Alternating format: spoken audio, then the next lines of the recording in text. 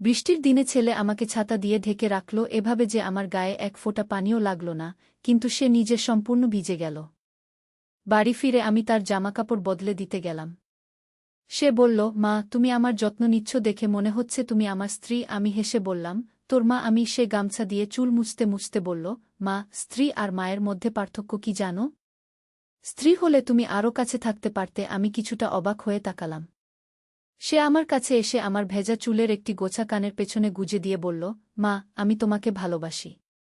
তুমি আমার স্ত্রী হও, বিয়ে করো আমাকে। জানালার বাইরে বৃষ্টির শব্দ আমার কানে টোকা দিচ্ছিল।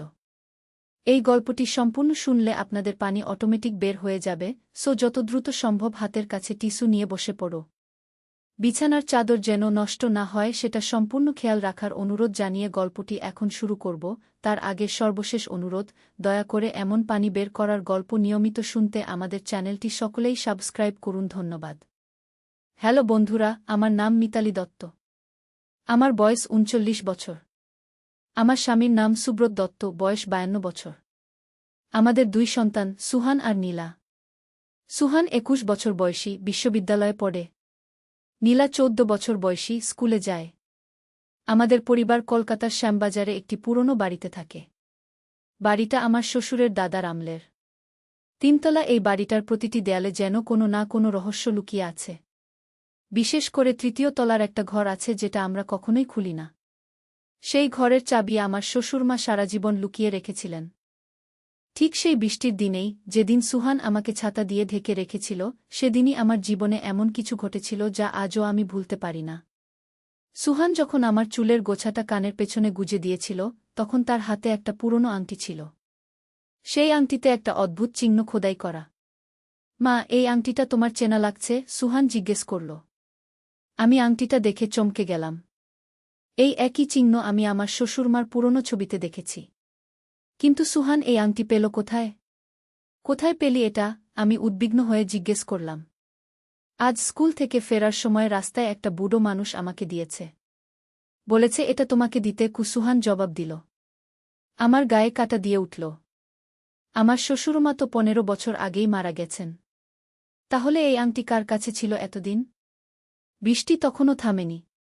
জানালার কাছে পানির ফোঁটাগুলো যেন কোনো গোপন বার্তা লিখছে। আমি সুহানকে বললাম, তুই এখন গিয়ে গোসল করে আয়। আমি খাবার তৈরি করি। কিন্তু সুহান যাওয়ার আগে আমার হাত ধরে বলল, মা, আমি তোমাকে একা রাখতে চাই না। কেন জানি মনে হচ্ছে কিছু একটা হবে। কি আবার হবে? যা গিয়ে গোসল কর। আমি হাসার চেষ্টা করলাম। সুহান চলে যাওয়ার পর আমি আংটিটা ভালো করে পর্যবেক্ষণ করলাম। চিহ্নটা দেখতে একটা প্রাচীন ভাষার অক্ষরের মতো। হঠাৎ মনে পড়ল, আমার শ্বশুরমার পুরনো ডায়েরিতে এই রকম কিছু চিহ্নের কথা লেখা ছিল। আমি দোতলায় আমাদের পুরনো আলমারি থেকে সেই ডায়েরিটা খুঁজে বের করলাম। পাতা উল্টাতে উল্টাতে দেখি সেখানে লেখা আছে, এই বাড়ির ৩য় তলার বন্ধ ঘরে আমার পূর্বপুরুষদের এক গোপন সম্পদ লুকানো আছে। কিন্তু সেই সম্পদ শুধুমাত্র পূর্ণিমার রাতে, বৃষ্টির দিনে খোঁজা যায়। আর সেই ঘর খুলতে হলে ৩টি আংটির দরকার। আমার হৃদস্পন্দন বেড়ে গেল। আজকে তো পূর্ণিমা। আর বৃষ্টিও হচ্ছে। এর মানে কি সত্যি আজকে সেই রহস্য উন্মোচিত হবে? ডায়েরিতে আরও লেখা ছিল, প্রথম আংটি পাবে যখন মায়ের ভালোবাসার পরীক্ষা হবে। দ্বিতীয় আংটি পাবে যখন সন্তানের আনুগত্যের প্রমাণ হবে। তৃতীয় আংটি পাবে যখন পরিবারের ঐক্যের শক্তি প্রকাশ পাবে। ঠিক তখনই সুহান গোসল করে ফিরে এলো। তার চোখে মুখে একটা অদ্ভুত চমক। মা, গোসল করার সময় আমার মনে হচ্ছিল কেউ যেন আমাকে ডাকছে। আর এই দেখো, বাথরুমের আয়নার পেছনে আরও একটা আংটি পেয়েছি। আমি অবাক হয়ে দেখি, এই আংটিতেও আগেরটার মতোই একটা চিহ্ন। কিন্তু চিহ্নটা আলাদা। সুহান, তুই কি আজকে দিনভর আমার জন্য কিছু বিশেষ কাজ করেছিস? আমি জিজ্ঞেস করলাম। হ্যাঁ মা, বৃষ্টিতে তোমাকে ভেজা থেকে বাঁচিয়েছি। তোমার জামা বদলে দিতে চেয়েছি। তোমার যত্ন নিতে চেয়েছি। সুহান বলল। আমি বুঝতে পারলাম, প্রথম দুটো আংটি আমরা পেয়ে গেছি। এখন তৃতীয়টার জন্য অপেক্ষা। এমন সময় নীলা স্কুল থেকে ভিজে ফিরল। মা, স্কুলে আজকে একটা মজার ব্যাপার হয়েছে। আমাদের ইতিহাসের স্যার বলেছেন, কলকাতার পুরনো বাড়িগুলোতে অনেক গুপ্তধন লুকানো আছে। আর সেগুলো খুঁজে পেতে হলে পরিবারের সবাইকে একসাথে কাজ করতে হয়। কেন হঠাৎ এসব কথা? আমি জিজ্ঞেস করলাম। জানি না মা, আজকে সারাদিন মনে হচ্ছিল আমাদের বাড়িতে কিছু একটা বিশেষ ঘটবে, নীলা বলল। ঠিক তখনই আমার স্বামী সুব্রত অফিস থেকে ফিরলেন। তিনিও সম্পূর্ণ ভিজে গেছেন। আজকে অদ্ভুত দিন। অফিসে এক সহকর্মী আমাকে এই আংটিটা দিয়েছে। বলেছে তোমার স্ত্রীকে দিতে গু। আমি দেখি এটাও একই রকম একটা আংটি। এই আংটিতে তৃতীয় চিহ্নটি। সুব্রত, তুমি জানো এই আংটি কিসের? আমি জিজ্ঞেস করলাম। না, জানি না। কিন্তু আজকে সারাদিন মনে হচ্ছিল আমার পরিবারের কাছে ফিরে আসতে হবে। কেন জানি মনে হচ্ছিল তোমাদের আমার দরকার, সুব্রত বললেন। আমি সবাইকে ডায়েরির বিশ্বাসটা বললাম। সবাই অবাক হয়ে শুনল। তাহলে আমাদের বাড়িতে সত্যিই কোনো গুপ্তধন আছে? নীলা উৎসাহে জিজ্ঞেস করল।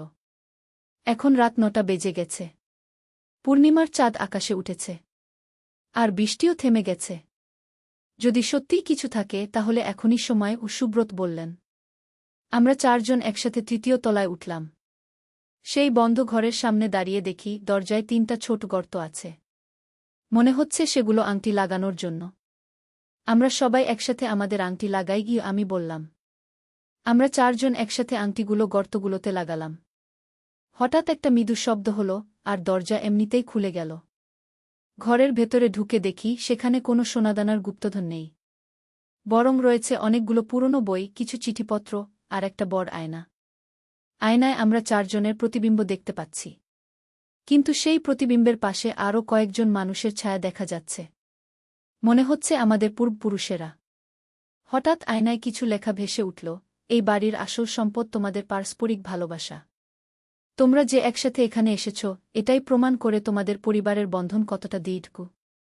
আমি বুঝতে পারলাম আজকে সারাদিনের ঘটনাগুলো একটা পরীক্ষা ছিল। সুহানের আমার প্রতি যত্নশীলতা, আমার তার প্রতি মাতৃত্ব, নীলার পরিবারের প্রতি ভালোবাসা, আর সুব্রতের আমাদের সবার প্রতি দায়িত্বশীলতা, এসব মিলেই আমাদের পরিবারের শক্তি। বইগুলোতে আমাদের পূর্বপুরুষদের জীবনের নানা গল্প লেখা। তারাও এভাবেই পরীক্ষার সম্মুখীন হয়েছিলেন। প্রতিটি প্রজন্ম নিজেদের পারিবারিক বন্ধনের প্রমাণ দিয়েছে। চিঠিগুলোতে লেখা আছে যে পরিবার একসাথে থাকে তারাই পৃথিবীর সবচেয়ে বড় সম্পদের মালিক। এই ঘরটি একটি প্রতীক মাত্র। আসল সম্পদ তোমাদের হৃদয়ে গু। আমরা সেই রাতে অনেক দেরি পর্যন্ত সেই ঘরে বসে আমাদের পূর্বপুরুষদের গল্প পড়লাম। জানলাম আমাদের পরিবারের ইতিহাস কত সমৃদ্ধ। পরের দিন সকালে যখন আমি জেগে উঠলাম, দেখি আংটিগুলো আর আমাদের কাছে নেই। মনে হচ্ছে সেগুলো আবার কোথাও চলে গেছে, অপেক্ষায় আছে পরবর্তী প্রজন্মের জন্য। সুহান আমার কাছে এসে বলল, মা, গতকাল রাতের পর থেকে আমার মনে হচ্ছে আমি তোমাকে আরও ভালোভাবে বুঝতে পারছি। তোমার ভালোবাসাটা আমার কাছে আরও স্পষ্ট হয়ে উঠেছে গি। নীলা বলল, মা, আমি এখন গর্ব করে বলতে পারি আমাদের বাড়িতে সত্যিই গুপ্তধন আছে। সেটা হলো আমাদের পরিবার। সুব্রত বললেন, মিতালি, গতকালের অভিজ্ঞতার পর আমার মনে হচ্ছে আমি তোমাদের সবাইকে নতুন করে চিনতে পেরেছি গু। আমার মনে হলো এই গল্পটা শুধু আমাদের পরিবারের নয়, এটা হয়তো প্রতিটি পরিবারের। কখনো কখনো আমাদের জীবনে এমন কিছু ঘটনা ঘটে যা আমাদের মনে করিয়ে দেয় পরিবারের বন্ধন কতটা গুরুত্বপূর্ণ। আজ কয়েক মাস পার হয়ে গেছে। আমরা প্রায়ই সেই 3য় তলার ঘরে যাই। সেখানে বসে আমাদের পূর্বপুরুষদের গল্প পড়ি। প্রতিবার নতুন কিছু আবিষ্কার করি। কিন্তু সবচেয়ে বড় যে আবিষ্কার, সেটা হলো আমরা একে অপরকে আরও গভীরভাবে বুঝতে শিখেছি। সুহানের আমার প্রতি সেই বিশেষ ভালোবাসা, যেটা কখনো কখনো আমাকে অস্বস্তিতে ফেলত, এখন আমি বুঝতে পারি সেটা তার মাতৃভক্তির প্রকাশ।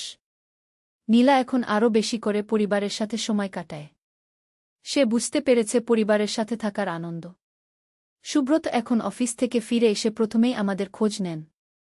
তিনি বুঝতে পেরেছেন কাজের চেয়ে পরিবার অনেক বেশি গুরুত্বপূর্ণ। আর আমি বুঝতে পেরেছি একজন মা হিসেবে আমার দায়িত্ব শুধু সন্তানদের খাওয়ানো, পড়ানো নয়। তাদের মানসিক বিকাশেও আমার ভূমিকা আছে। সেই বৃষ্টির দিনটা আমাদের জীবনে একটা টার্নিং পয়েন্ট। সেদিন থেকে আমাদের পরিবার আরও শক্তিশালী হয়েছে। আমরা একে অপরের আরও কাছে এসেছি। কখনো কখনো মনে হয় সেই রহস্যময় ব্যক্তি যিনি সুহানকে আংটি দিয়েছিলেন, তিনি হয়তো আমাদের কোনো পূর্বপুরুষের আত্মাই ছিলেন, যিনি চেয়েছিলেন আমাদের পরিবারের বন্ধন আরও দৃঢ় হোক। এই গল্প বলার উদ্দেশ্য হল, প্রতিটি পরিবারেই কোনো না কোনো গুপ্ত সম্পদ আছে। সেটা হয়তো টাকা পয়সা নয়, কিন্তু ভালোবাসা, বোঝাপড়া, আর একসাথে থাকার আনন্দ। আমাদের বাড়ির সেই 3য় তলার ঘর এখন আর বন্ধ থাকে না। সেটা আমাদের পারিবারিক মিলনকেন্দ্র। সেখানে আমরা প্রতি সপ্তাহে একটা দিন একসাথে বসি, গল্প করি, একে অপরের সাথে সময় কাটাই। সুহান এখন আরও পরিপক্ক হয়েছে। সে বুঝতে পেরেছে মা আর স্ত্রীর ভালোবাসার পার্থক্য। মায়ের ভালোবাসা নিঃশর্ত, অসীম। আর সেই ভালোবাসার প্রতিদান দেওয়ার সবচেয়ে ভালো উপায় হল একজন ভালো মানুষ হয়ে ওঠা। নীলা এখন আমাদের পরিবারের গল্প তার বন্ধুদের বলে। তারা সবাই অবাক হয়ে শোনে। আর আমি প্রতিদিন কৃতজ্ঞতা প্রকাশ করি এই পরিবারটার জন্য। এই সুন্দর স্বামী, এই দুই চমৎকার সন্তানের জন্য। সেই বৃষ্টির দিনটা আমাদের শিখিয়েছে পরিবার মানে শুধু একসাথে থাকা নয়। পরিবার মানে একে অপরের যত্ন নেওয়া, একে অপরকে বোঝা, আর প্রয়োজনের সময় পাশে থাকা। গল্পের শেষে বলতে চাই, প্রতিটি পরিবারেই এরকম কোনো না কোনো রহস্য আছে। সেটা খোঁজার জন্য দরকার ভালোবাসা, ধৈর্য আর একসাথে থাকার ইচ্ছে। যদি আপনাদের পরিবারেও এরকম কোনো রহস্যের সন্ধান পান, তাহলে ভয় পাবেন না। হয়তো সেটাই আপনাদের পরিবারকে আরও শক্তিশালী করে তুলবে। আর যদি কেউ জিজ্ঞেস করে এই গল্পটা কতটা সত্য, তাহলে বলবো, ভালোবাসার গল্প সব সময় সত্য। কারণ ভালোবাসা নিজেই একটা সত্য। কিন্তু আমাদের গল্প এখানেই শেষ নয়। কয়েক মাস পর আবার একটা অদ্ভুত ঘটনা ঘটল। শীতকালের এক সকালে আমি রান্নাঘরে চা বানাচ্ছিলাম। হঠাৎ দেখি সুহান খুব চিন্তিত মুখে এসে দাঁড়াল। মা, আজ রাতে আমার একটা অদ্ভুত স্বপ্ন হয়েছে। কি স্বপ্ন? আমি জিজ্ঞেস করলাম। স্বপ্নে দেখলাম আমাদের বাড়ির নিচে একটা গোপন সুড়ঙ্গ আছে। সেই সুড়ঙ্গ দিয়ে গেলে একটা পুরনো মন্দির পাওয়া যায়। সেই মন্দিরে আমাদের পূর্বপুরুষদের আরও কিছু গোপন তথ্য আছে। কি? সুহান বলল। আমি হেসে বললাম, এসব স্বপ্নের কথা। তুই বেশি সিনেমা দেখিস কি? কিন্তু সুহান জিদ করল, না মা, এটা শুধু স্বপ্ন নয়। আমার মনে হচ্ছে এটা সত্যি। সেদিন দুপুরে নীলাও এসে বলল, মা, আমারও গতকাল একই রকম স্বপ্ন হয়েছে। আমি দেখেছি আমাদের বাড়ির নিচে একটা গোপন জায়গা আছে। আমি অবাক হলাম। দুইজনের একই স্বপ্ন। সন্ধ্যায় সুব্রত অফিস থেকে ফিরে বললেন, মিতালি, আজ অফিসে একজন পুরাতত্ত্ববিদ এসেছিলেন। তিনি বলছিলেন কলকাতার অনেক পুরনো বাড়িতে ভূগর্ভস্থ কক্ষ আছে। সেগুলো সাধারণত প্রার্থনা কক্ষ বা গুরুত্বপূর্ণ জিনিসপত্র রাখার জায়গা। এবার আমার মনেও সন্দেহ জাগল। এতগুলো কাকতালীয় ঘটনা। রাতে আমরা চারজন আবার তৃতীয় তলার সেই ঘরে গেলাম। আমি মনে মনে ভাবলাম, যদি সত্যিই কোনো গোপন সুড়ঙ্গ থাকে, তাহলে কোথায় হতে পারে? আমি ঘরের মেঝেতে কান পেতে শুনলাম। মনে হলো নিচ থেকে খুব হালকা একটা আওয়াজ আসছে। সবাই চুপ থাকো। আমি কিছু একটা শুনতে পাচ্ছি। কেউ? আমি বললাম। আমরা সবাই মেঝেতে কান পাতলাম। সত্যিই নিচ থেকে খুব মৃদু একটা শব্দ আসছে। মনে হচ্ছে কেউ যেন নিচে হাঁটাহাঁটি করছে। এটা কি? নীলা ভয় পেয়ে জিজ্ঞেস করল। হয়তো ইঁদুর, সুব্রত বললেন। কিন্তু আমার মনে হল না। এই শব্দ ইঁদুরের নয়। পরের দিন সকালে আমি স্থানীয় লাইব্রেরিতে গিয়ে আমাদের বাড়ির ইতিহাস খোঁজ করলাম। জানতে পারলাম আমাদের বাড়ি প্রায় ১৫০ বছর পুরনো। এই বাড়ির প্রথম মালিক একজন জমিদার ছিলেন। তিনি ধর্মপ্রাণ মানুষ ছিলেন। লাইব্রেরিয়ান আমাকে একটা পুরনো ম্যাপ দেখালেন। সেখানে দেখা যাচ্ছে আমাদের বাড়ির নিচে সত্যিই একটা ভূগর্ভস্থ কক্ষের চিহ্ন আছে। আমি উৎসাহিত হয়ে বাড়ি ফিরে সবাইকে বললাম। তাহলে আমাদের স্বপ্ন সত্যি ছিল? সুহান জিজ্ঞেস করল। হতে পারে। আমরা আজ রাতে খোঁজ করি। কি? আমি বললাম। সেই রাতে আমরা মেঝেতে হাত দিয়ে টোকা মারতে শুরু করলাম। একটা জায়গায় শব্দ একটু আলাদা লাগল। মনে হলো নিচে ফাঁকা জায়গা আছে। আমরা সেই জায়গাটা ভালো করে পরীক্ষা করলাম। দেখলাম মেঝের একটা অংশ বাকিগুলোর চেয়ে একটু আলাদা। সেখানে হাত দিয়ে চাপ দিলে একটু নড়ছে। এটা একটা গোপন দরজা হতে পারে। কি? সুব্রত বললেন। আমরা সবাই মিলে সেই অংশে চাপ দিলাম। হঠাৎ একটা ক্লিক শব্দ হল, আর মেঝের একটা অংশ নিচের দিকে নেমে গেল। নিচে একটা সিঁড়ি দেখা গেল। এখন কি করব? নীলা জিজ্ঞেস করল। আমরা নেমে দেখি। তবে সাবধানে। কি? আমি বললাম। আমরা টর্চলাইট নিয়ে একে একে সিঁড়ি দিয়ে নিচে নামলাম। নিচে একটা ছোট করিডোর, তারপর একটা কক্ষ। সেই কক্ষে ঢুকে আমরা অবাক হয়ে গেলাম। সেখানে অনেকগুলো পুরনো মূর্তি, কিছু সোনার তৈজসপত্র, আর অনেক পুরনো বই। এগুলো কি? সুহান জিজ্ঞেস করল। মনে হচ্ছে এটা একটা গোপন পূজা ঘর। আমি বললাম। দেয়ালে একটা পুরনো তামার পাতে কিছু লেখা। আমি পড়ার চেষ্টা করলাম। লেখা ছিল, যে পরিবার এখানে আসবে তাদের উপর দেবতাদের আশীর্বাদ থাকবে। কিন্তু তাদের এই গোপনীয়তা রক্ষা করতে হবে কি? আমরা সেখানে প্রায় ঘণ্টা খানেক কাটালাম। সবকিছু পরীক্ষা করলাম। বুঝতে পারলাম এই জায়গাটা আমাদের পূর্বপুরুষদের গোপন প্রার্থনাস্থল ছিল। সেই রাত থেকে আমাদের পরিবারের জীবনে আরেকটা নতুন মাত্রা যুক্ত হল। আমরা প্রতি অমাবস্যার রাতে সেই গোপন কক্ষে যাই। সেখানে বসে ধ্যান করি, প্রার্থনা করি। মজার ব্যাপার হল, সেই কক্ষে গেলে আমাদের মনে শান্তি আসে। সব চিন্তা ভুলে যাই। মনে হয় আমাদের পূর্বপুরুষেরা আমাদের আশীর্বাদ করছেন। কিন্তু আমরা এই বিশ্বাসটা কাউকে বলি না। কারণ তামার পাতায় লেখা ছিল গোপনীয়তা রক্ষা করতে। এভাবেই আমাদের পরিবারে একের পর এক রহস্য উন্মোচিত হতে থাকে। প্রতিটি রহস্য আমাদের আরও কাছে আনে, আরও শক্তিশালী করে তোলে। সুহান এখন আর আমাকে নিয়ে সেই রকম অদ্ভুত কথা বলে না। সে বুঝতে পেরেছে পরিবারের ভালোবাসার আসল রূপ। এখন সে আমাকে সম্মান করে, ভালোবাসে, কিন্তু একজন মা হিসেবে। নীলা এখন অনেক বেশি আত্মবিশ্বাসী। সে জানে তার পরিবারে কত বড় একটা ঐতিহ্য আছে। এই গর্ব তাকে জীবনে এগিয়ে যেতে সাহায্য করছে। সুব্রত এখন আগের চেয়ে অনেক বেশি পরিবারের সাথে সময় কাটান। তিনি বুঝতে পেরেছেন কাজের চেয়ে পরিবার কতটা গুরুত্বপূর্ণ। আর আমি এখন আমার পরিবারের রক্ষণাবেক্ষণকারী। আমার দায়িত্ব এই সব রহস্য, এই সব ঐতিহ্য পরবর্তী প্রজন্মের কাছে পৌঁছে দেওয়া। এই গল্প বলার মূল উদ্দেশ্য হল, প্রতিটি পরিবারেই কোনো না কোনো বিশেষত্ব আছে। হয়তো সেটা রহস্যময় নয়, কিন্তু অবশ্যই বিশেষ। যদি আপনারা মনোযোগ দিয়ে খোঁজেন, তাহলে আপনাদের পরিবারেও এরকম কিছু বিশেষত্ব খুঁজে পাবেন।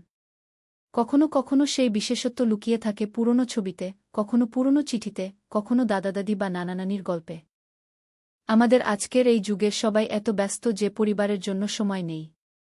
কিন্তু যদি একটু সময় করে পরিবারের সাথে বসেন, তাদের সাথে কথা বলেন, তাহলে আপনিও এরকম কোনো সুন্দর আবিষ্কার করতে পারেন। সবশেষে বলতে চাই, পরিবার হল জীবনের সবচেয়ে বড় সম্পদ। এই সম্পদের যত্ন নিন, এর মূল্য দিন। কারণ শেষ পর্যন্ত আপনার পাশে থাকবে শুধু আপনার পরিবার।